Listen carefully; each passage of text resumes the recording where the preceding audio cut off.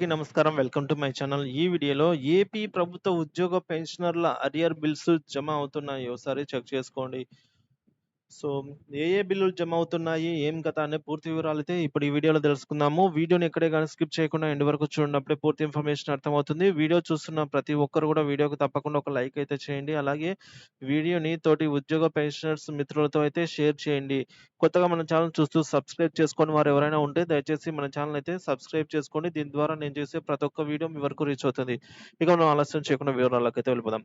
Friends, ఇక్కడ కొన్ని arrear bills అయితే జమ అవుతున్నాయండి. అన్ని రకాల లీవ్స్ బిల్స్, అలాగే ఇంక్రిమెంట్ అరియర్స్, తదితర అరియర్ బిల్స్ మరియు సప్లిమెంటరీ బిల్లులకు సంబంధించిన అమౌంట్స్ అయితే క్రెడిట్ అవుతున్నాయి. గమనించగలరు. సరెండర్ లీవ్ బిల్‌కి సంబంధించి ఇంకా క్రెడిట్ కాలేదండి. ఎస్ఎల్స్ అయితే జమ కాలేదు ఇంకా. ఇక వాటికి చాలా సమయం పడుతుందనైతే సమాచారం.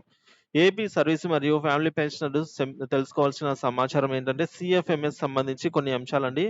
ఒకటోది, మనకు పే స్లిప్స్ 30 రోజులు ఉన్న నెలలో 28 రాత్రికి 31 రోజులు ఉన్న నెలలో 29వ తేదీ రాత్రి దాటిన తర్వాత సీఎఫ్ఎంఎస్‌లో సహజంగానే పే స్లిప్స్ అప్‌లోడ్ చేయబడుతూ ఉన్నాయి. రెండోది, పెన్షనర్లు తప్పనిసరిగా ప్రతి నెల మీ పెన్షన్ పే స్లిప్స్‌ను ఫోన్‌లో డౌన్‌లోడ్ చేసుకోవడం అలవాటుగా చేసుకోవాలి. సో, పే స్లిప్‌లో వచ్చే తేడాలను ఎప్పటికప్పుడు గమనించడానికి వీలుంటుంది.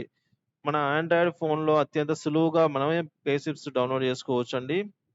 సీఎఫ్ఎంఎస్ సైట్‌లో ఆహ్, ఇన్సిడెంట్ ప్రతి నెల 1 నుంచి 24వ తేదీ వరకు అనుమతించబడతాయి. 25వ తేదీ నుంచి నెలాఖరు వరకు అనుమతించబడవు. సీఎఫ్ఎంఎస్‌లో మన సమస్యను ఇన్సిడెంట్ రూపంలో హెల్ప్ డెస్క్‌లో రైజ్ చేయవచ్చు. వాటిని సీఎఫ్ఎంఎస్ కార్యాలయం విజయవాడలో మనం అటాచ్ చేసి ప్రూఫ్ ఆధారితంగా సరిచేయుదురు. సీఎఫ్ఎంఎస్‌లో ఈఎస్ఎస్ పోర్టల్ ఇన్ఫర్మేషన్‌లో వ్యక్తిగత వివరాలు, అడ్రెస్, కుటుంబ సభ్యుల వివరాలు, బ్యాంక్ వివరాలు అవసరమైన వాటిని ఎడి ఆహ్, ఎడిట్ ఆప్షన్ ఉపయోగించుకొని మార్పు చేసి సంబంధించిన డాక్యుమెంట్స్, అలాగే స్కాన్ కాపీలను అప్‌లోడ్ చేస్తే అవి మన ఎస్‌టీఓలకు పంపబడతాయి. మనం మన ఎస్‌టీఓ గారిని కలిసి రెక్టిఫై చేయించుకోవాల్సిన అవసరం ఉంటుందండి.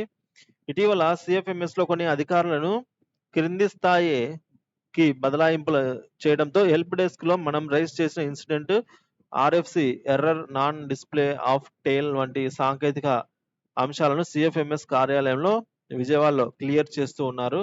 ఇక మిగిలిన ఇన్సిడెంట్ అనగా డీఓబీ సవరణ లేదా ఎంట్రీ, అలాగే స్పోజ్ నేము కరెక్షన్ లేదా నోట్ చేయడము, మొబైల్ నంబర్ ఎడిట్ చేయడము లేదా మార్చడం వంటి అంశాలు పీపీఓ మరియు పెన్షన్ రికార్డ్ ఆధారంగా అయితే మార్పు చేయవలసి ఉందని సంబంధిత ఎస్‌టీఓలకైతే పంపుచున్నారు.